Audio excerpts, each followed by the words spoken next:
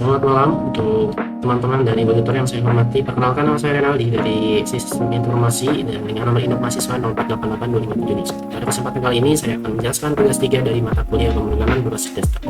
Jadi di sini kita akan melakukan sebuah tugas praktikum dari mata kuliah ini untuk membuat, yang mana kita akan membuat sebuah manajemen restoran dan kita akan membuat sebuah kelas abstrak dengan menu item, dan kita juga akan menjadi kelas dasar, itu juga akan menjadi kelas dasar untuk semua menu item di dalam restoran. Dan kelas ini kita akan melakukan sebuah atribut yang bernamakan string dan harga. Harga itu akan dimasukkan string, akan dituliskan double untuk harga, dan kategori menggunakan string. Oke, di sini kita akan membuat metode abstrak untuk tampil menu. Jadi kita akan membuat 3 kelas turunan: menu item, makanan, minuman, diskon, dan udah berarti 4 ya. 3 berarti 3 makanan, minuman, dan diskon. Oke, kita akan lanjut ke prakteknya. Tapi sebelum itu, di sini program ini harus memiliki menu utama yang memungkinkan pengguna untuk menambahkan menu item baru ke menu makanan, minuman, atau diskon, dan menampilkan menu restoran, menerima pesanan dari pelanggan dan mencatatnya, menghitung total biaya pesanan dengan mempertimbangkan diskon yang mungkin diterapkan, menampilkan struk pesanan pelanggan keluar dari program. Oke, kita akan lanjut ke prakteknya teman-teman. Oke, di sini saya sudah membuat beberapa class. Ada di sini saya membuat diskon class, makanan class, menu item class, minuman class, pesanan class, dan restoran app class. Saya jadikan dalam satu file, ini restoran f.java. Jadi di sini saya akan menjelaskan ya sedikit aja dari yang sudah saya tuliskan, program code yang sudah saya tuliskan. Jadi di sini yang paling atas kita membuat sebuah abstract class menu item. Di mana abstract class menu item ini membuatkan beberapa private string, double, dan juga private string dan juga double untuk beberapa kategori nama dan juga harga. Dan di sini saya juga membuat sebuah public menu item untuk menambahkan apabila kita akan menambahkan sebuah menu ke dalam aplikasi yang kita buat. Selanjutnya, untuk membuat file atau menyimpan file dari program file string untuk ke format, kita akan menambahkan sebuah return nama tambah dengan titik koma, tambah harga, ditambah titik koma juga dan juga kategori. Dan selanjutnya kita membuat sebuah kelas makanan ini ya. Di sini kita sudah membuat sebuah kelas makanan dan kita mengextend juga. Jadi kita menyambungkan ke dalam menu item yang sudah kita buat sebelumnya. Dan di sini kita membuat sebuah private string dengan bernamakan jenis makanan. Selanjutnya kita juga membuat public makanan. Nah, di sini kita akan menambahkan beberapa menu-menu kalau misalkan kita memang membutuhkan. Selanjutnya di kelas yang berikutnya kita itu membuat minuman, kelas untuk minuman. Sama seperti yang makanan di atas, kita membuat kelas minuman menggunakan private string juga untuk mengakomodir beberapa variabel yang lumayan banyak.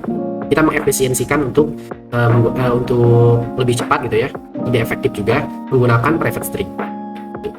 Selanjutnya kita membuat sebuah kelas diskon. Sebenarnya kelas-kelas semuanya itu kita sama aja. Kita pembuatannya mengacu pada satu titik, kita menggunakan private.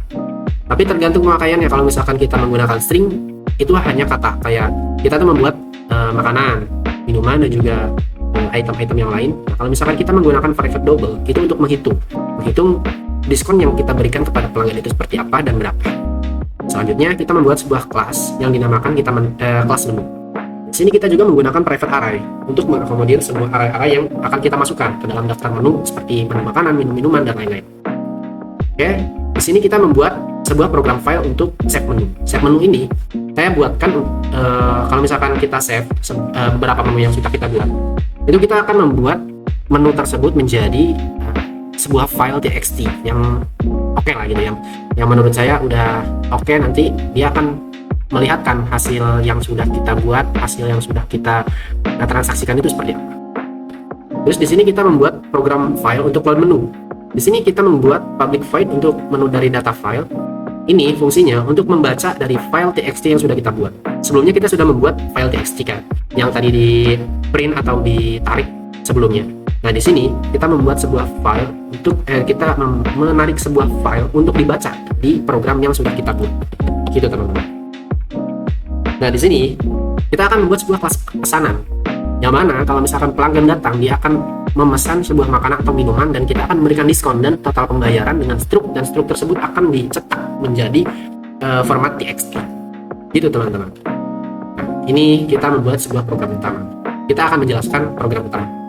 Di sini kita membuat public class bernamakan restoran app. Selanjutnya kita public static void main. Ini untuk mengakomodir semua variabel-variabel seperti scanner atau input data, string menu, string pesanan, dan lain-lain.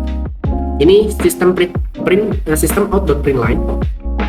Fungsinya untuk menampilkan kata yang di dalam kurung ini. Seperti menu utama, tambah item menu, tampilkan menu buat pesanan, hitung total pesanan, tampilkan struk, simpan menu ke file, keluar. Oke, selanjutnya di sini kita membuat while loop. While loop di sini kita akan membuat beberapa kasus studi untuk if else-nya. Jadi kita membuat untuk kasus pertama. Kasus pertama kita akan membuat makanan, minuman, dan juga diskon. Si pelanggan dia akan memilih beberapa kategori yang sudah kita sediakan, seperti makanan, minuman, dan juga makanan dan juga minuman. Dan nanti setelah dipilih makanan juga minuman, dia akan mendapatkan diskon sesuai yang sudah diterapkan oleh kita sebagai owner si restoran. Tuh. Selanjutnya kita membuat menu 2. Nah, menu 2 untuk membreak tampilan menu agar kembali kalau misalkan emang kita dibutuhkan. Kayak kita tuh mau ngecek lagi nih pesanan-pesanan yang sebelumnya itu seperti apa dan apa aja. Tuh teman-teman. Di sini kita membuat kasus 2, studi kasus 2. Kita membuat while looping untuk mengulang kalau misalkan kita tuh studi kasusnya 1. Studi kasusnya kalau misalkan kita ngambil menu itu dari angkanya itu 1, 2, 3, 4, 5, 6, ada yang namanya 0. Atau kalau misalkan kita memasukkan menu yang tidak ada di list, dia akan membreak up atau keluar lagi atau masuk ke halaman utama lagi seperti awal, teman-teman. Selanjutnya di kasus 4 kita akan memasukkan nomor diskon. Jika tidak ada, dia akan 0, tidak ada potongan untuk makanan dan minuman. Itu teman-teman. Untuk yang terakhir kasus 5 kita membuat sebuah while loop untuk membuat penyimpanan dan juga penampilan struk yang sudah kita buat menggunakan program yang kita buat menggunakan file txt gitu teman-teman. Jika kalau misalkan belum ada yang kita dapat atau yang belum kita tulis gitu, dia akan otomatis menampilkan belum ada pesanan gitu teman-teman. Dan di sini kita membuat sistem printout program selesai jika sudah selesai gitu pesanan.